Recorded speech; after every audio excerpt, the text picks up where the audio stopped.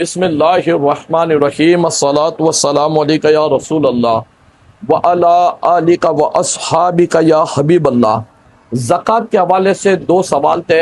سوچا اس کو ویڈیو میں بنا کر ہی اس کا جواب دیا جائے۔ پہلا سوال تھا کہ جو لوگ کمیٹی بھرتے، بی سی بھرتے، وہ زکوٰۃ کا حساب کیسے نکالے اور وہ زکوٰۃ کیسے ادا کرے۔ تو دیکھیے، کمیٹی جو بھری جاتی ہے وہ ممبر کو جمع کر کے کمیٹی بھری جاتی ہے۔ مثال کے طور پر 10 ممبر جمع ہوتے ہیں، 20 ممبر جمع ہوتے ہیں، اور منتھلی ایک اماؤنٹ فکس ہوتا ہے، جیسے 10,000، 5,000، 15,000۔ تو ہم 10,000 کو ٹارگٹ پکڑتے کہ 10,000 جیسے ہم نے منتھلی بی سی ڈال رہے ہیں، اور ہم 12 ممبر، 12 حصے ہم بھر چکے، 12 ہاتھ ہمارے ہو چکے ہیں، مگر ہمارا نمبر ابھی تک آیا نہیں ہے، مطلب 1,20,000 روپے ہم بھر چکے ہیں۔ تو اب جب زکوٰۃ کی ہم ادائیگی ہم پر آئے گی، جب زکوٰۃ ہم ادا کریں گے اور ہمارا مال کو کاؤنٹ کریں گے کہ ہمارے پاس کتنا مال تجارت ہے، کتنا سونا ہے، کتنا کیش ہے، کتنی چاندی ہے، تو اس میں ہم یہ 1,20,000 کو ایڈ کریں گے، کیونکہ یہ ہمارا ہی مال ہے، ہمارے پاس آیا نہیں مگر ہمارا مال ہے، تو اس کو 1,20,000 کو ایڈ کریں گے، اور پھر جو اماؤنٹ جمع ہوگا اس میں سے قرضہ اگر ہے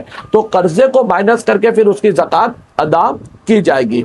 اسی طرح دوسرا سوال تھا کہ جو رینٹ پر ہم پراپرٹی دیتے ہیں، یعنی ہم نے پراپرٹی لی اسی لیے کہ اس کو رینٹ پر دے گے تاکہ اس سے کچھ انکم جنریٹ ہو، تو اب اس کی زکوٰۃ کیسے نکالے۔ تو رینٹ پر دینے کے لیے جو پراپرٹی ہم نے لی ہے اس کی اصل قیمت پر زکوٰۃ نہیں ہوگی، اس سے جو ہم کو رینٹ آتا ہے، تو اینڈ آف دا ایئر جب سال ختم ہوتا ہے تو وہ جو رینٹ ہمارے پاس آیا پورے سال کا، اس میں سے کتنا خرچہ ہوا، کتنا بچا، اور ہمارے پاس کیا مال ہے، کیا مال تجارت ہے، کیا سونا چاندی ہے، اور رینٹ کی رقم میں سے کتنا بچا ہے، وہ سارے مال کو اکٹھا کرنے کے بعد اس کی زکوٰۃ نکالی جائے گی۔ اگر وہ رینٹ سارا کے سارا خرچ ہو جاتا ہے تو اس پہ بھی زکوٰۃ نہیں ہوگی، اور وہ رینٹ سارا کے سارا بچتا ہی ہے تو اور وہ نصاب کو پہنچتا ہے تو اس پر ہمیں زکوٰۃ ادا کرنی ہوگی۔ زکوٰۃ کے مسائل سیکھنا ہمارے لیے ضروری ہے۔ اگر کسی بھی طرح کا کنفیوژن ہے تو اسکرین پر دیے ہوئے نمبر پر کال کریں اور اپنے